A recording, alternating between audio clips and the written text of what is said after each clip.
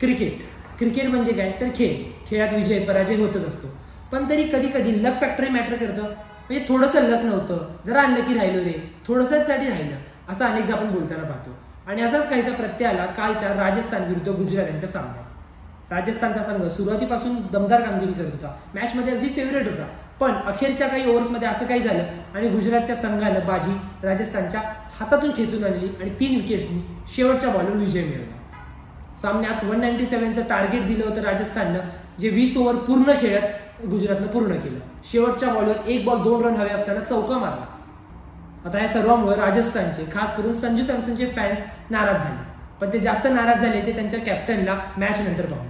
संजू सॅमसन जो पूर्ण मॅचमध्ये एक हाती लढला, बॅटिंगमध्ये त्याने 68 धावांची एक दमदार आणि महत्त्वपूर्ण खेळी केली होती, पण फिल्डिंगमध्ये थोडंसं काहीतरी गणलं आणि संजू सॅमसनच्या संघाला पराभव पत्करावा लागला, ज्यानंतर संजू जवळपास घरीवरल्याचं दिसून आलं.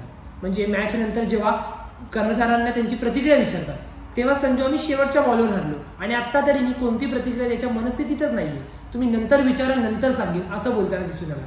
यातूनच तो किती सॅड झाला होता दिसून येतो. आता मॅचचं म्हणाल तर पहिली बॅटिंग करताना राजस्थानची सुरुवात तशी ठीक झाली नव्हतीच. दोन्ही सलामीवीर स्वस्तात माघारी परतले होते. जयस्वाल तर काय संघात असून नसल्यासारखं आहे, त्याला यंदाही खास कामगिरी करता आली नाही.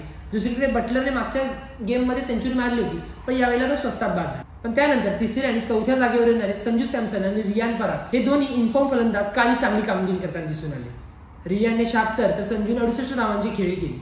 या दोघांच्या खेळीमुळे संघाने 196 असं एक मोठं आणि चांगलं टार्गेट समोर गुजरातला दिलं.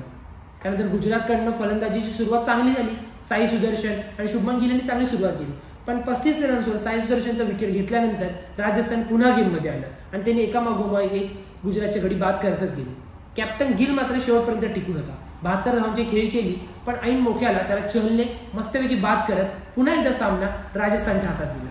पण शेवटच्या 2 ओव्हरमध्ये असं काही झालं आणि आलेला सामना राजस्थानच्या हातातून गेला.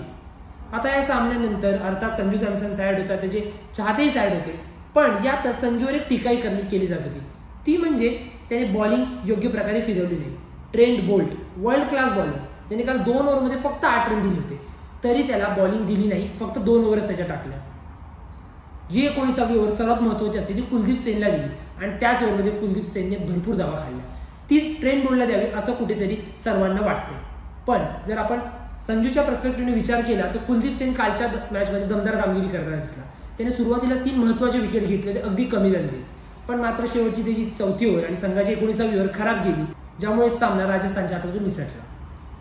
पण खेळ म्हटले की काय, त्यात विजय पराजय होतच असतो, मी सुरुवातीलाच सांगितलं. पण IPLचे हे खेळ मी सुरुवातीपासून सांगतोय तसे प्रिलिमिनरी एक्झाम आहे आणि आता बोर्डाची फायनल एक्झाम अर्थात T20 वर्ल्ड कप येणार आहे आणि त्यासाठीच पुन्हा एकदा आता संजू सॅमसनचं नाव चर्चेत आहे. म्हणजे संजू सॅमसनची जी जागा आहे विकेट किपर बॅट्समन, त्यासाठी सध्या ईशान किशन, ऋषभ पंत, KL राहुल असे एकापेक्षा एक धुरंधर आहेत. संजू सॅमसन या आधी आहे. सध्याच्या घडीला बघायला गेलं तर IPLमध्ये संजू सॅमसन या तिघांच्या तुलनेत सर्वात चांगल्या फॉर्ममध्ये. त्यामुळे संजू सॅमसनचं नाव पुन्हा एकदा या जागेसाठी अग्रेसर होताना दिसतंय. पण आता त्याला ही जागा मिळणार की नाही हे तरी येणारं काळच ठरवेल. त्याच्या फॅन्सला तर वाटते त्याला ही जागा मिळावीच. तुम्हाला काय वाटतं हे कमेंट्समध्ये नक्की कळवा आणि पाहत राहा पुढारी न्यूज.